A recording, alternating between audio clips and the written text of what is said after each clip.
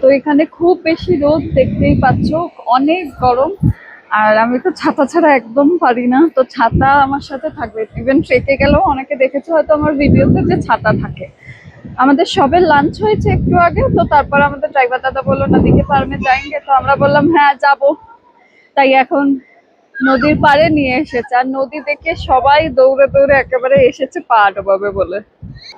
এই যে সবাই এসেছে।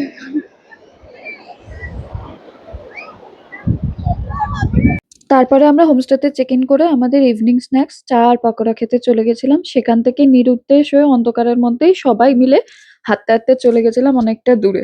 সেখানে গিয়ে আমরা একটা ভিউ পয়েন্ট পেয়েছিলাম। সবাই বসে সেখানেই আড্ডা দিচ্ছিলাম, আর পাহাড়ের মধ্যে মনে হচ্ছিল যেন ঘর বাড়িগুলো জোনাকির মতো জ্বলছে। সেখান থেকে তারপরে আবার আমরা হোমস্টে ফিরে আসি।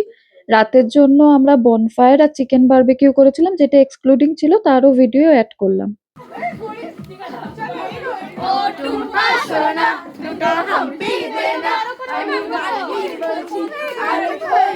সবাই একসাথে এনজয় করতে করতে কখন রাত হয়ে গেল বুঝতেই পারিনি। তারপর আমরা ডিনার করে সেই দিনটা সেখানেই শেষ করলাম।